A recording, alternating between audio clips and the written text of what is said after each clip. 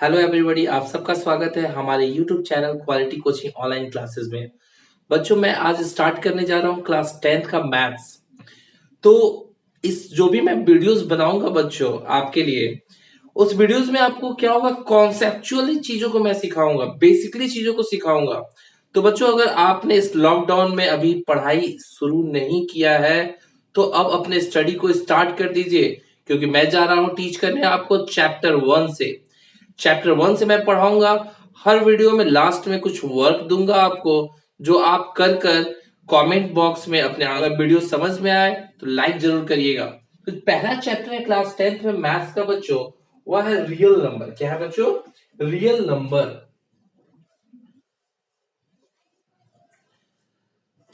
तो real number जो first chapter है, इसके पहले स्टार्ट करने से पहले थोड़ा सा इसके बारे में इंट्रो जान लें, कुछ टर्मिनोलॉजी के बारे में जान जाएं और कुछ चीजों के बारे में समझे कि होता क्या। तो सबसे पहला क्वेश्चन आता है कि व्हाट इज रियल नंबर। ये रियल नंबर होता क्या है? तो बच्चों, रियल नंबर दो नंबरों से मिलकर बना है ना? दो नंबरों से मिलकर बना है, और कह सकते हैं क्या कि real number is equals to rational number plus irrational number. किन दो नंबर से मिलकर बना है बच्चों?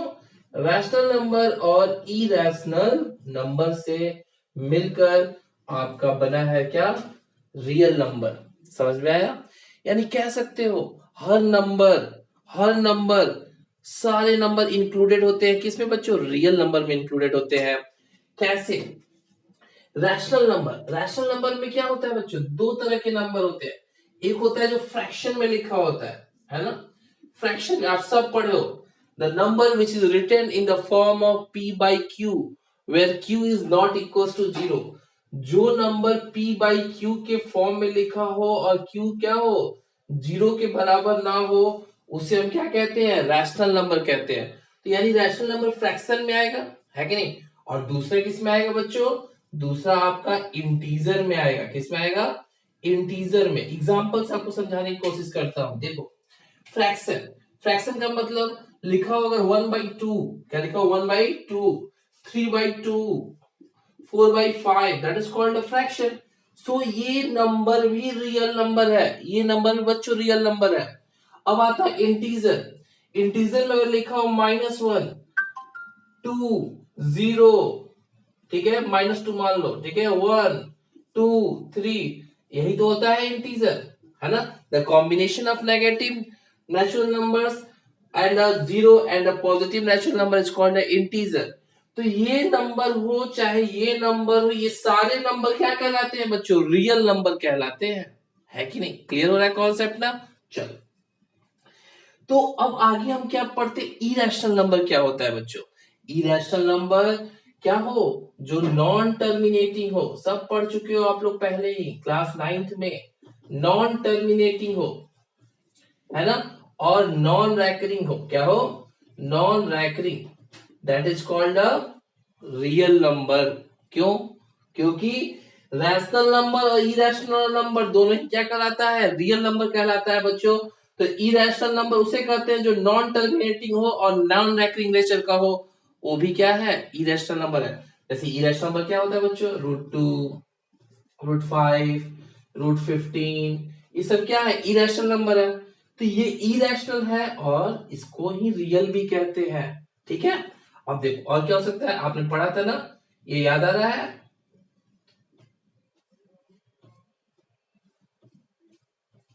That is also called a irrational number. तो बच्चों, मैं कह सकता हूं फाइनली कि real number is all is all rational and irrational numbers, है ना? यानी हम कह सकते हैं real number plus irrational number, दोनों ही नंबर क्या कहलाते हैं? आपके रियल नंबर कहलाते हैं। ओके, अब बच्चों हम लोग कुछ टर्म्स के बारे में पढ़ेंगे, क्योंकि जो टर्म्स हैं वह आपके चैप्टर में यूज होंगे। तो अगर मैं उन टर्म्स को नहीं आपसे नोन कराऊंगा तो फिर आप क्वेश्चन कैसे सॉल्व करोगे? तो उस टर्म को नोन करते हैं। पहले पहला वर्ड है बेटा एल्गोरिथम। क्या वर्ड है आपके टर्म में? एल्गोरिथम।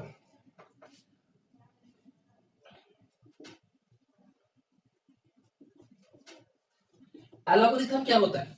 बोला गया it is a series of well defined, it is series of well defined steps, well defined steps which gives a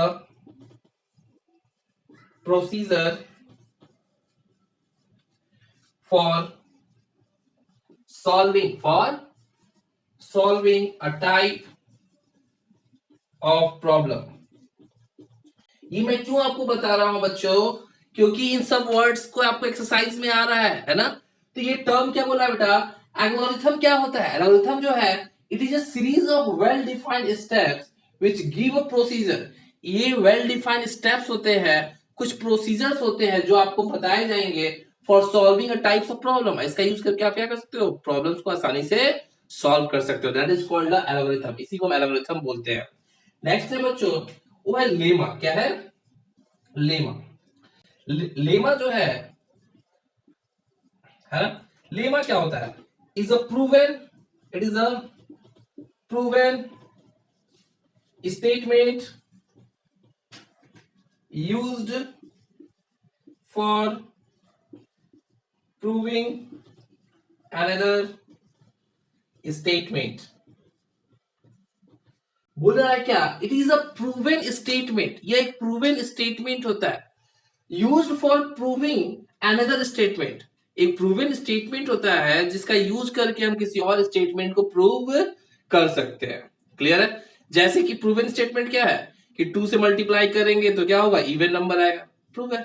इसका यूज करके हम कुछ और चीजों को प्रूव करेंगे।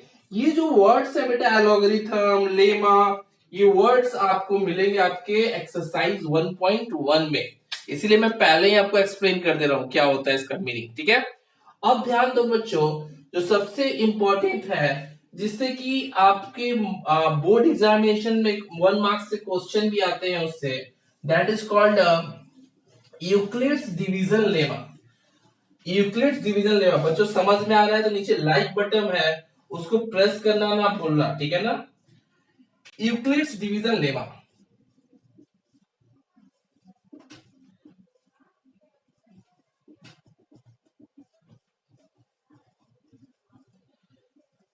अब इसमें आता है यूक्लिड्स डिवीजन लेमा होता क्या है? ठीक है? क्वेश्चन 1 मार्क्स में इसका स्टेटमेंट पूछ देता है। बोला है क्या? Given positive integer A and B. क्या बोला बच्चों? Given positive integer A and B. यहां पे दो इंटीजर है। क्या है बच्चों? दो integer A and B. There exist, क्या एग्जिस्ट करता है? कुछ unique numbers. Exist unique integer, unique integer Q and R। Q and R क्या है? Q and R satisfying, satisfying है ना? क्या सेटिस्फाइंग कर रहा है? देखो इक्विलिब्रियम डिवीजन लेमा क्या होता है बेटा? गिवन अ पॉजिटिव इंटीजर, कोई पॉजिटिव इंटीजर है a and b, there exist unique integer Q and R। कुछ यूनिक इंटीजर देता है। यूनिक क्या है? जिसका वैल्यू नहीं पता है, कुछ अलग है। Q एंड R सेटिस्फाइंग, जो किसको सेटिस्फाई करता है? एक स्टेटमेंट को। किसको? एक स्टेटमेंट को। क्या है भाई वो स्टेटमेंट? तो A इक्वल्स टू क्या है बच्चों? B Q plus R। आपको लगेगा ये क्या लिखे हैं सर, बट ये बहुत आसान है, अभी मैं समझाऊंगा आपको क्लियर हो जाएगा। कह रहे हैं क्या? A is equals to B Q plus R, और R जो है वह क्या होगा? ऑलवेज ग्रेटर और इक्वल होगा 0 से, और B हमेशा ग्रेटर होगा किससे? R से। इसी को इक्विलिब्रियम डिवीजन लेमा बोलते हैं। बट ये है बहुत ही आसान, आपको अभी समझ में आ जाएगा। यहां पर बच्चों ए क्या है? ए आपका डिविडेंड है। याद आ रहा है? छोटे क्लास में पढ़े थे प्रूफ करने के लिए। क्या? Dividend is equals to divisor into quotient और प्लस रिमाइंडर। यानी मैंने क्या किया बच्चों? ए जो आपका ए है उसको डिवाइड किया बी से, कोसेंट आया, कुछ रिमाइंडर बचा, यही तो है। अब मैं इसको लिखता हूं, देखो आपने क्या पढ़ा था छोटे क्लास में, dividend is equals to divisor into quotient, quotient plus remainder, यही पढ़ा था ना, यही पढ़ा था। That is called equilibrium division lemma, है ना, यही इक्विलिब्रियम डिवीजन लेमा है जिस पर आपको आगे क्वेश्चन सॉल्व करना है। क्या, dividend is equals to divisor into quotient plus remainder. Here A is called dividend, B is called divisor, Q is called quotient और आर इज कॉल्ड रिमाइंडर। अब ये जो रिमाइंडर मैंने लिखा है, ये स्टेटमेंट अब इसको आपको क्लेरिफाई करता हूं, ये क्या है, ध्यान दो। अब कोई भी एक डिवीजन ले लेता हूं मैं, एक डिवीजन ले लिया मैंने, क्या, 2 डिवाइड कर रहा है किसको, 3 को, ठीक है, तो क्या आया, 1 आया, ठीक है, और यहाँ 2 रिमाइंडर 1, क्लियर है। अब ध्यान दो, ये रिमाइंडर कितना है, 1 है ना, रिमाइंडर कितना है बच्चों, 1 है। अच्छा, बी क्या था, डिवाइजर था ना, डिवाइजर क्या है, 2, देखो ये बड़ा हो गया ना, हमेशा याद रखना डिवाइजर हमेशा रिमाइंडर से बड़ा होता है, डिवाइजर हमेशा रिमाइंडर से बड़ा होता है। और अब रिमाइंडर क्या होता है, रिमाइंडर जो है वो हमेशा डिवाइजर से क्या होगा, छोटा होगा, डिवाइजर से रिमाइंडर हमेशा छोटा होगा। और कितना छोटा हो सकता है, तो बस 0 के बराबर होगा, और नहीं तो 2 से छोटा होगा। समझ रहे बात को, मतलब कि इस नंबर से बड़ा होगा और 0 या 0 के बराबर हो सकता है, बस यही तो रिमाइंडर आता है, इससे ज्यादा क्या आता है। यही इक्विलिब्रियम डिवीजन लेमा है बच्चों, एकदम क्लियर कॉन्सेप्ट, नो कंफ्यूजन। क्या, कि डिवाइजर है ना into quotient plus remainder, divisor into quotient plus remainder, और ये है डिविडेंड, इसी फॉर्म में रिप्रेजेंट हम करेंगे, that's called equilibrium division lemma. समझ में आया। तो बच्चों आगे क्वेश्चन एक्सरसाइज अब हम लोग सॉल्व करेंगे, ठीक है। तो बच्चों अब एक्सरसाइज 1.1 का स्टार्टअप करता हूं। तो क्वेश्चन नंबर 1 है बेटा, use Euclid's division algorithm to find the HCF of this, यानी कि यूक्लिड्स डिवीजन एल्गोरिथम, उन प्रोसीजर्स का इस्तेमाल करके हमें क्या करना है, इस क्वेश्चन को सॉल्व करना है, एचसीएफ फाइंड करना है। क्या फाइंड करना है बच्चों, एचसीएफ। तो मैं पहले एक छोटा सा एग्जांपल लूंगा जो आपको क्लियर रहे, जैसे कि मैंने लिया 5 एंड 25 का एचसीएफ क्या होगा, क्लियर है, ओके। आप क्या करते हो, देखते हो कौन छोटा है उससे डिवाइड कर दिया, 5 छोटा है तो 25 को डिवाइड कर दिया। तो यहाँ पे आया, यहाँ पे मैं डिजिट थोड़ा चेंज कर 30 कर लेता हूँ, ज्यादा आसान रहेगा आपको समझने में। तो मैंने इसको 30 से डिवाइड किया तो कितना आ गया बच्चों, 5 6 30, रिमाइंडर कितना हो गया, 0, रिमाइंडर कितना हो गया, 0।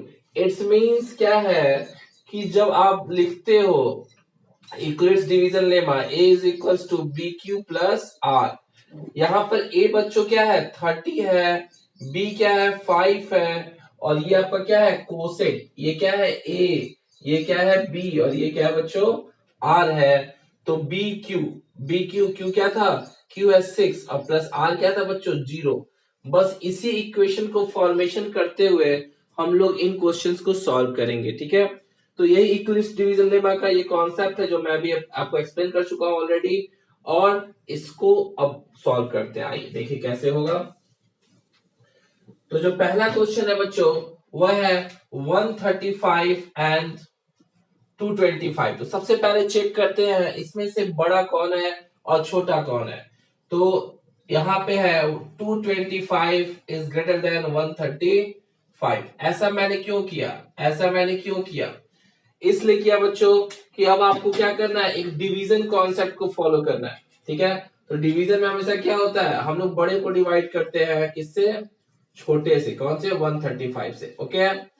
अब इसका डिवीजन हम तब तक करेंगे जब तक कि रिमाइंडर 0 ना आ जाए, शुरू करें, 1 टाइम गया 135, ध्यान देना 0, यहाँ 12 3 9, और ये हो गया कैंसिल, ठीक है।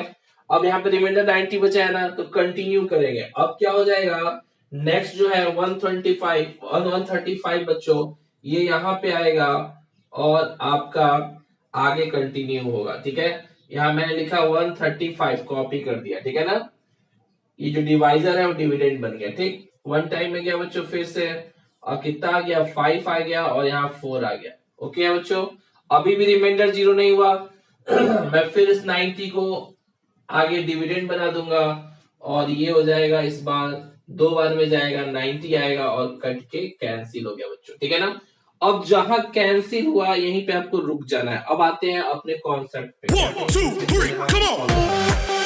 फॉर्मूला क्या था आपका, फिर से लिखूंगा,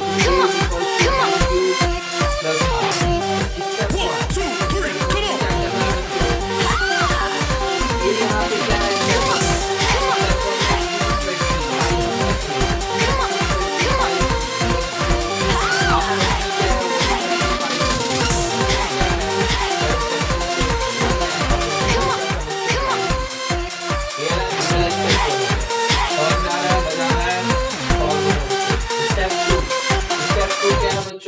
तो अगले स्टेप में ये मेरा स्टेप 1 कवर हो गया, स्टेप 2 ये है।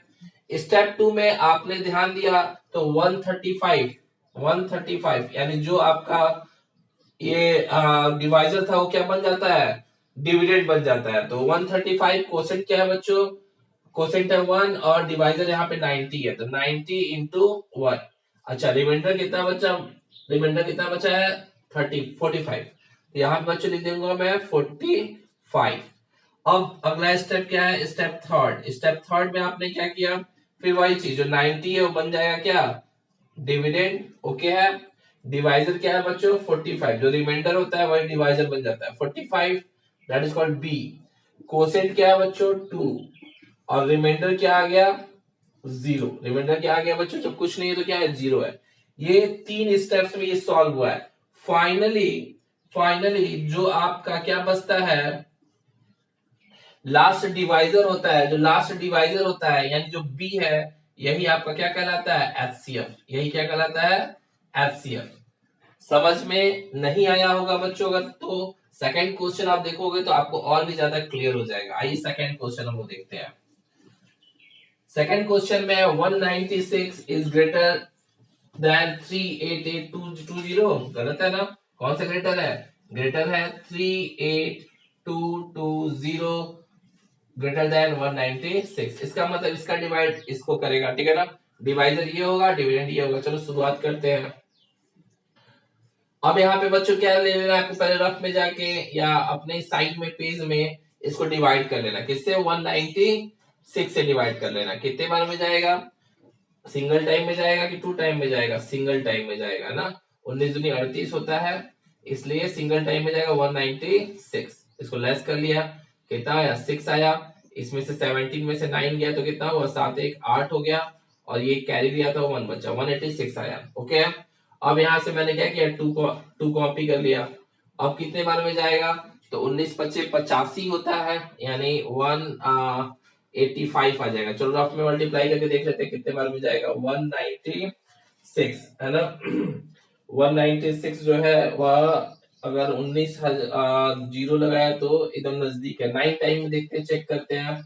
954 का 4 में 5, 9 81 81 बेटा 81 और 5 86 का 6 कैरी किया 8 1764 आ रहा है। ठीक है ना, ये परफेक्ट है। ठीक है, 9 टाइम में जाएगा कितना 1764। अब लेस कर लिया तो कितना आया 8 आया। ठीक, फिर यहाँ पे 15 में से 6 किया तो 9 आया, फिर ये कैंसिल और ये कैंसिल। ओके हो गया बच्चों। अब यहाँ पे 0 कॉपी कर लिया। ठीक है, जब 0 कॉपी कर लिया तो कितने बार में ले जाएंगे, देखते हैं। 19 25 85 5 टाइम चेक कर लेते हैं एक बार, 5 टाइम में जा रहा है कि नहीं। तो रफ में 5 टाइम 5 से जगह 3 5 45 4 5 4 9, देखो कट गया ना, ये पूरा जो है कट गया। यहीं पर ये पूरा कैंसिल हो गया। अब मुझे आगे करने की जरूरत ही नहीं है, मुझे आगे करने की जरूरत ही नहीं है। स्टेप 1 में ही क्लियर हो जाएगा बच्चों, स्टेप 1 में ही आपका ये क्या हो जाएगा, क्लियर हो जाएगा। क्या, तो स्टेप 1 में मेरा ए क्या है बच्चों, ए है आपका 38220 इज इक्वल्स टू बी क्या है 196, कोसेंट क्या है 195। ठीक है, और प्लस 0 प्लस 0, रिमाइंडर क्या है, 0 आ गया रिमाइंडर, ठीक है ना। तो +0 यानी हम कह सकते हैं आवर एचसीएफ